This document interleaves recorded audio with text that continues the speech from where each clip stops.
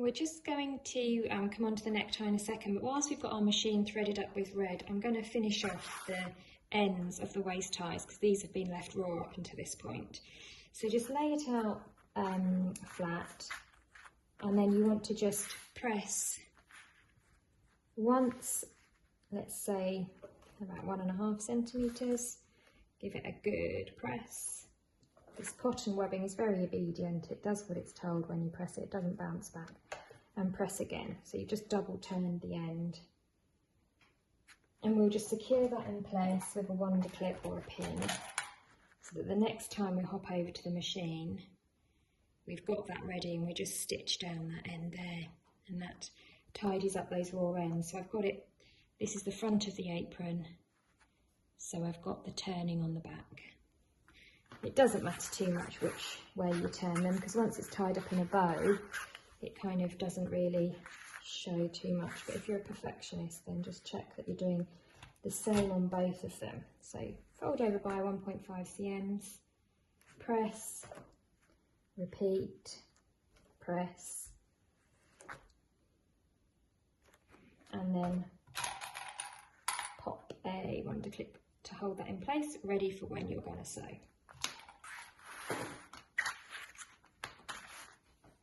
We're now ready to do the necktie, and we're going to do a different necktie on the children's and the adults' aprons. I'm going to show you both. And the first thing to do with the children's one is to cut a 10 centimetre piece of webbing, and make sure you're not cutting your waist tie. Make sure it's your other piece of webbing. And then we need to deal with the top edge here, the raw edge. We're just going to fold that down and press it by 1 centimetre. Fold down again and press with 1 centimetre. Press.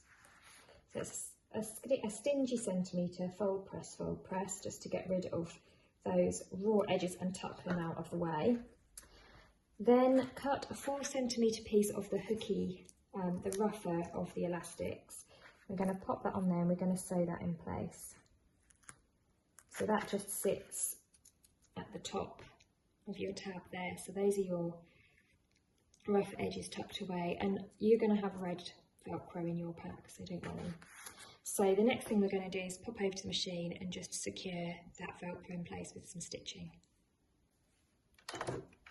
Just going to stitch around the edge of the velcro. It doesn't have to be in any particular fashion, and you're going to have red velcro as well, so the stitches won't show up at all.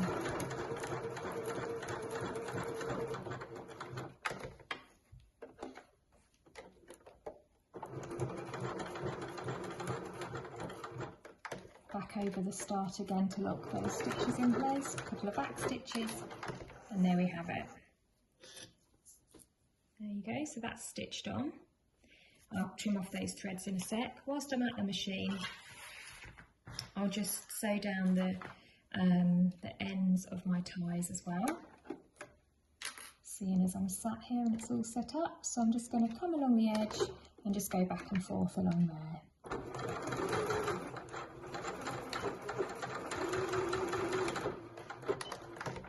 Just to secure that fold in place, and then the same on the other side. Just to stop those raw edges from causing us trouble, otherwise that webbing will come unravelled given repeated uses.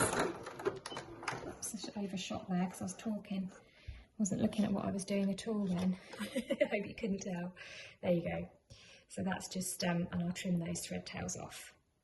That's that bit done. Right, so I've got my tab. I've got my apron here looking at me with the right side facing me. I'm now going to put that in the corner, right sides together, and go just in from the from where I turned over the edge, and pop a clip on it. And I'm now just going to stitch that in place within the seam allowance. I'm just going to sew along here. So under the machine it goes, raw edges matching, and I'm just going to go 0.5 centimetre in and just do a few stitches just to hold that in place. These stitches won't be visible at the end of the project, they're just there to hold it in place.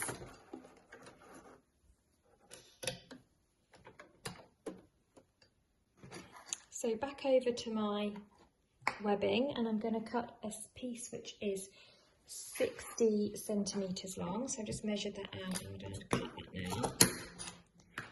So I've got a 60 centimetre piece of the webbing tape, and I am just going to do this and clip this onto the other side.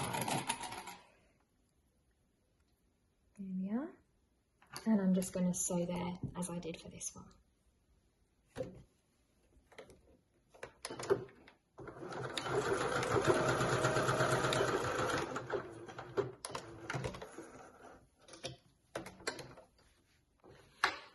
So these are both sewed on in place here.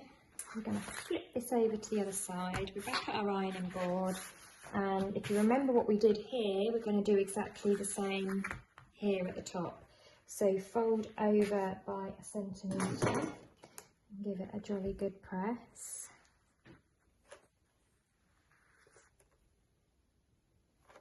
Look at these threads I'm picking up.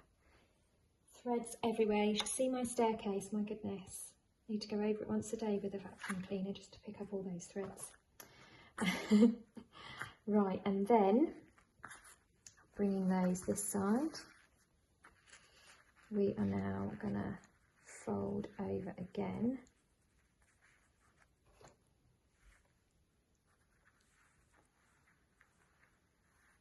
To create our top edge.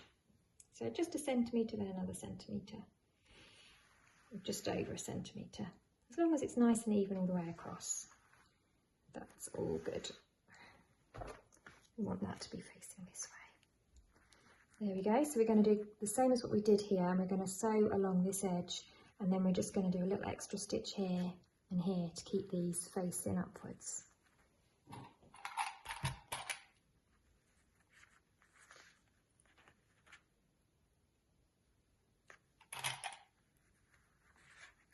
Middle,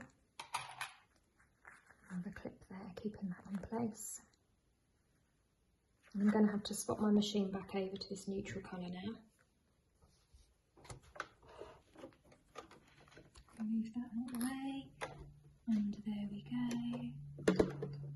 And a few stitches forward, a few stitches back.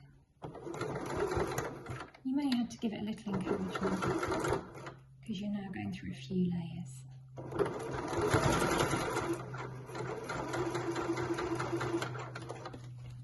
And I'm just doing it by eye, sewing along that fold.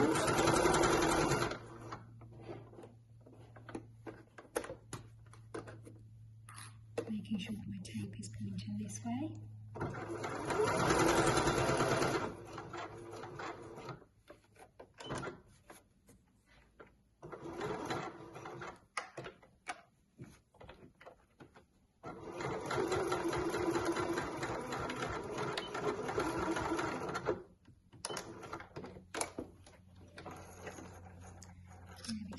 And then we're just going to go back over again and just at the top edge do a few stitches either way. Make sure that's nice and straight.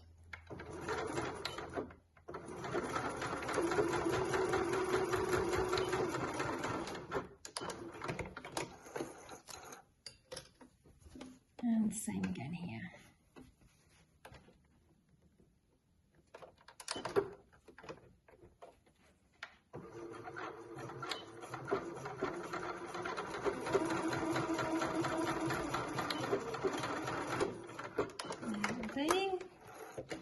That'll do nicely. Can you see it's just at the top edge there? It doesn't really show from the right side, but it just keeps this tape pointing in the right direction, and the same on the other side. Just keeps that pointing up there.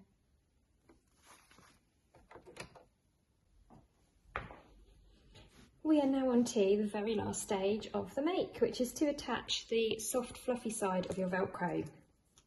Now if you lay your apron out in front of you with the right side looking at you, and allow this webbing strap here to just go straight up. What you want to do is you want to bring this round and then back down again, and imagine that that is going round your neck. You want it to be like this, you don't want it to be twisted at all. So what you can tell from this is that your soft fluffy velcro needs to go on that side of your strap.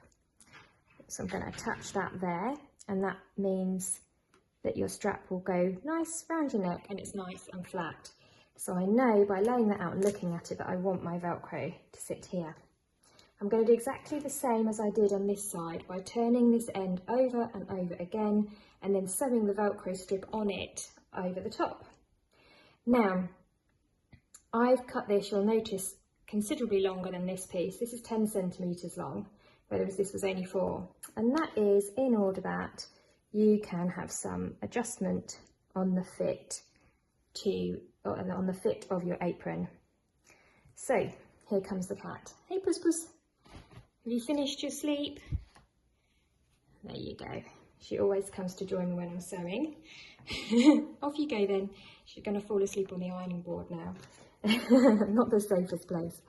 Okay, so what we're going to do is pretend that I've got my iron on, fold that over by a centimetre, fold it up by another centimetre, and then we're going to pop the velcro, the 10 centimetre strip of velcro on top of that.